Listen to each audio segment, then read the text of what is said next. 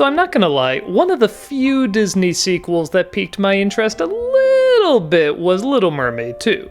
Outside of Return of Jafar, I never saw any of the Disney sequels. They just didn't pique my interest, and I think I was a little too old for them. But when I saw the commercials for this one about Ariel's daughter who's a human who wants to become a mermaid, I thought, that's kind of a clever idea. Okay, I wasn't expecting much, I know it's a Disney sequel, but I thought there were some possibilities in this.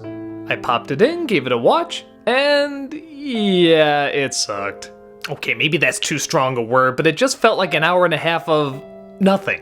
This story should be so easy to make interesting, but instead you just felt like they're going through the motions. The motions that we gotta see these characters again, we gotta do at least 5 dumb kids movies cliches that you've seen everywhere, and we have to in no way make the characters feel like their decisions are making the story flow, doing what the story says they have to do.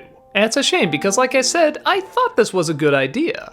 Ariel and Eric have given birth to a little girl named Melody. She's about to be introduced to her grandfather Triton, but then Ursula's crazy sister interrupts and threatens to kill Melody unless Triton hands over his magic trident. She's defeated, but they decide to follow Frozen parents' logic and just keep her away from the thing that she would obviously be very drawn to instead of finding about a million other ways around this. So she can never be told about mer people or the sea or anything like that. In fact, they even build a wall in between the kingdoms. Insert Trump joke here. But Triton tells Sebastian to keep an eye on her, because, yeah, that makes sense. And 12 years pass, but everybody acts like it was just 12 minutes. No, really, 12 years later, Sebastian is like, oh, look after her, he said. But wait, why are you acting like he just said that was 12 years ago? Also, Ursula's sister is trying to turn this little guppy back into a shark that was just transformed into a guppy. Why are you still doing this 12 years later and acting like it just happened a few minutes ago? This is the kind of logic this movie runs on. Melody constantly sneaks under the wall and goes into the sea because she loves it so much. She doesn't question that she can talk to crabs and fish and seagulls, but apparently everyone else does and sees her as kind of weird. When Sebastian accidentally gets loose during a party and causes a big scene, she thinks she's to blame even though nobody says she's to blame. And this ruins her big night that I guess could have possibly gone awkward anyway. You see Ariel cross her fingers, though we don't know why. She's afraid to dance with this boy, though we don't know why. She looks down at her feet like she doesn't know how to dance, but this was never addressed. Yeah, we're not even at the meat of the story yet, and nothing is adding up. She finds her old magical locket that shows that the underwater city is real, and this convinces her that it's totally rational to leave her home and try to find it. Yeah, again, kinda crazy. She comes across Ursula's sister who turns her into a mermaid, but sadly says she doesn't have enough magic to keep her that way. The only thing that does have enough magic is King Triton's trident, who she now says he stole from her. Because Melody has succumbed to stupidly written kid syndrome like in all bad scripts, she believes her, thinks Triton is the bad guy, and goes and tries to steal from him. Along the way, she comes across Sea Timon and Pumbaa. Yeah, I'm sure they have other names, but it's just Timon and Pumbaa underwater. And she even totally 100% betrays her mother, while also simultaneously dooming the world. Oh god, is this movie stupid.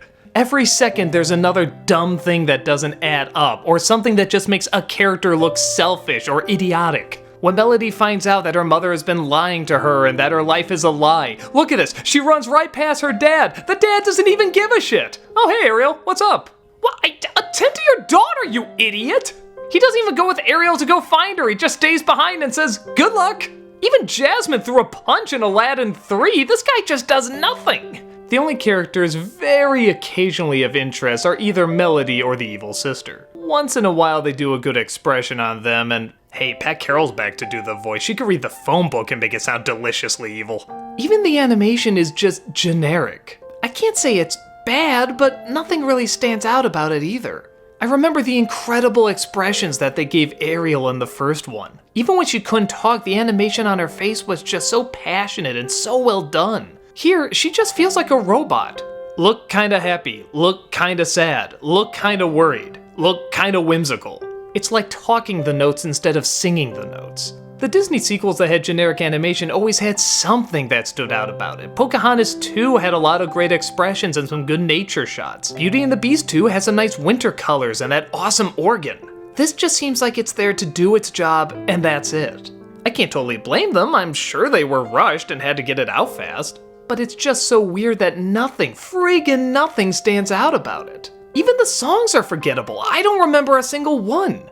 I don't know, I guess I shouldn't be shocked. I mean, it's a Disney sequel. This is what we're supposed to expect, but I really like this idea. I wanted to see more of Melody longing for the sea. I wanted to see more conflict between her and the parents. I wanted her, when she finally gets into the ocean, to see what a spectacular world it is, like her life is starting anew. But instead of feeling any of that, you're just kind of shown it. You're told what's going on and not experiencing it. I guess it's not awful, especially compared to other Disney sequels. It's just bland and not very memorable.